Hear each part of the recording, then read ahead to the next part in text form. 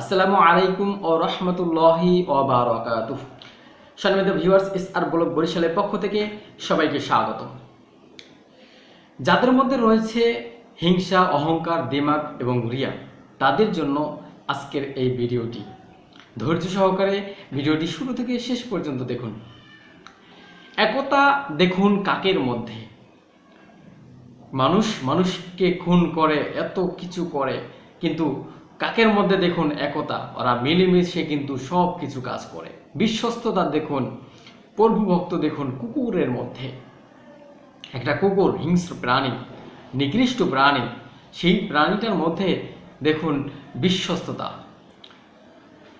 স্বচ্ছতা দেখুন পায়রার মধ্যে, পরিশ্রম দেখুন ঘোড়ার মধ্যে, সাম্যতা দেখুন মৌমাছির মধ্যে, হিংসা, ক্রোধ, লোভ, নিষ্ঠুরতা, অহংকার দেখুন সৃষ্টির শ্রেষ্ঠ মানুষের মধ্যে। শ্রেষ্ঠ জীব মানুষ, তার মধ্যে দেখুন হিংসা, অহংকার, দিমাগ, মানুষটা কোনো যত প্রকার খারাপি আছে সেই সমস্ত খারাপিগুলো দেখুন সৃষ্টির শ্রেষ্ঠ জীব মানুষের মধ্যে খুঁজলে এই সমস্ত খারাপি সব কিছু পাওয়া যাবে। কিন্তু পশুর মধ্যেও নাই এ সমস্ত জিনিস, পশুর মধ্যেও পাওয়া যায় না। সব পশুদের মধ্যে কিন্তু এগুলো নাই, কিন্তু মানুষের মধ্যে এই সমস্ত কিছু রয়েছে। এত হিংসা কেন মানুষের মধ্যে? এত অহংকার কেন মানুষের মধ্যে? এত রিয়া কেন মানুষের মধ্যে? কথায় কাজে এত দিমাগ কেন মানুষের মধ্যে? আমি এই জিনিসটা আজও পর্যন্ত বুঝে উঠতে পারিনি। নবী রাসূলরা দেখেন, আল্লাহ পাকের নবী রাসূল তারা কি কাজগুলো করেছে, এই কাজগুলা আমরা করতে এত কষ্ট, এত অহংকার, এত হিংসা, এত কিছু কেন আমাদের মধ্যে? আদম আলাইহিস সালাম ছিলেন কৃষক। সুবহানাল্লাহ, আদম আলাইহিস সালাম একজন কৃষক ছিল, আর আমরা কৃষককে ঘৃণা করি। এই ও কৃষক, ওর সাথে বসা যাবে না, চলা যাবে না, ইয়া করা যাবে না, ওটা করা যাবে না, কি যে একটা হিংসা করে বসি যে কৃষক। তাহলে আদম আলাইহিস সালাম ছিলেন কৃষক, ইদ্রিস আলাইহিস সালাম ছিলেন দর্জি। দেখেন, একজন নবী ইদ্রিস আলাইহিস সালাম, এই নবী রাসূলরা কি কাজগুলো করতেন? তাদের কোনো হিংসা ছিল না, তাদের কোনো অহংকার ছিল না, দিমাগ ছিল না। কি খাঁটি মানুষ, সাদা মনের মানুষ, দর্জি ছিলেন তিনি। নূহ আলাইহিস সালাম ছিলেন কাঠ মিস্ত্রি। কাঠ দিয়ে যে তৈরি করত ঘর বাড়ি ইত্যাদি ইত্যাদি, সেই কাঠ মিস্ত্রি ছিল নূহ আলাইহিস সালাম। ইব্রাহিম আলাইহিস সালাম ছিল রাজমিস্ত্রির কাজ করত ইব্রাহিম আলাইহিস সালাম। ইলিয়াস আলাইহিস সালাম ছিল তাঁতি কাজ করত। তাদের কোনো অহংকার ছিল না। আমরা যদি হইতাম তাহলে তো আমরা কত কিছু করে ফেলাইতাম। তারা নবী রাসূল হইয়াও তারা কি কাজটা করছে, তাদের কোনো অহংকার নাই, হিংসা নাই, দিমাগ নাই, কিচ্ছু নাই। আর আমরা হামকে বড় মেয়া। দাউদ আলাইহিস সালাম ছিল কামার বাড়ি কি বলা হয়, যারা জিনিসপত্র তৈরি করে, কামার, কাস্তে ইত্যাদি ইত্যাদি, যে সংসারের জিনিসপত্র তৈরি করে, সেই কামারের কাজ করত দাউদ আলাইহিস সালাম। সুবহানাল্লাহ। মুসা আলাইহিস সালাম ছিল রাখাল মানে কি? গরু, ছাগল, বকরি, এই সমস্ত জিনিস পোষা, দেখে রাখা, রাখালগিরি করা, তাই না? হ্যাঁ, আমরা রাখালকেও কত ছোট চোখে দেখি। দেখেন, মুসা আলাইহিস সালাম রাখাল ছিল।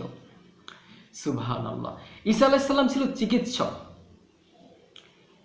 চিকিৎসকের একটু মূল্যায়ন করি আমাদের সমাজে। তো ঈসা আলাইহিস সালাম চিকিৎসক ছিলেন। মুহাম্মদ সাল্লাল্লাহু আলাইহি ওয়াসাল্লাম, বিশ্বনবী হযরতে মুহাম্মদুর রাসূলুল্লাহ সাল্লাল্লাহু আলাইহি ওয়াসাল্লাম, তিনি ছিলেন রাখাল। তাহলে দেখেন, যাকে সৃষ্টি না করলে এই তামাম জাহান সৃষ্টি করা হতো না, কোরআন হাদিস সাক্ষ্য। সেই মানুষটি রাখালগিরি করেছে, রাখাল কাজ করেছে। তাহলে তার অন্তরে অহংকার, দিমাগ, হিংসা মোটেও কি ছিল না? তাহলে দেখেন, এক বিন্দু পরিমাণে তাদের অন্তরে অহংকার ছিল না, হিংসা ছিল না, দিমাগ ছিল না, কোনো কিছুই ছিল না। তাহলে তারা এত উঁচু মানের মানুষ হয়ে দামি মানুষ হয়ে তারা এই কাজ করে কোনো লজ্জা পায় না। আর আমরা সাধারণ মানুষ উম্মত, তাদের উম্মত, বিশ্বনবীর উম্মত হয়ে আমরা এত অহংকার, এত দিমাগ, এত কিছু করে ফেলাই। তাদের মতন হইলে তাইলে আমরা তো পায়ের নিচে মাটি থাকতো না, আমরা উপরে চলে যেতাম। কি যে করতাম দিশা পাইতাম না। হ্যাঁ, হামকে কুতুব মিয়া, টাকার কয়টা হইলে হামকে কুতুব মিয়া। আমি সমাজের আমি যে কি হয়ে গেছি, কোনো দিশা পাই না যে কি করব।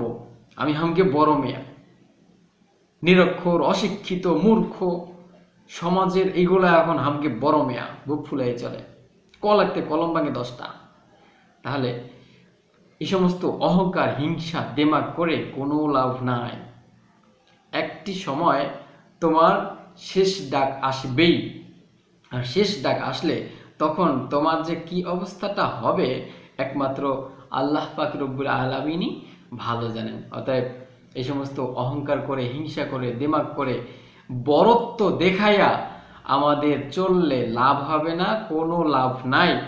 নবী রাসূলরা যখন সাধারণ কাজ করে জীবনে শেষ পর্যন্ত কাটিয়েছে, 1000 বছর কাটিয়েছে, শত বছর কাটিয়েছে, তাহলে আমরা কেন এই 63 বছর, 65 বছর, 70-80 বছর কাটাতে পারবো না? এটা আমাদের ব্যর্থতা ছাড়া আর কিছুই না। আমরা ব্যর্থ আমাদের জীবন চালাতে, আমরা সঠিকভাবে চলতে, আমরা কোরআন হাদিস মতন চলতে পারি না। এই সম্বন্ধে আমরা 100% ব্যর্থ। কোরআন হাদিস মতন যে চলতে পারি না, এটা আমাদের ব্যর্থ জীবন ছাড়া আর কিছুই না। আল্লাহ পাক রব্বুল আলামিন আমাদেরকে সঠিক পথে সঠিকভাবে চলার তৌফিক দান করুক। আমিন। আসসালামু আলাইকুম ওয়া রাহমাতুল্লাহি ওয়া বারাকাতুহু।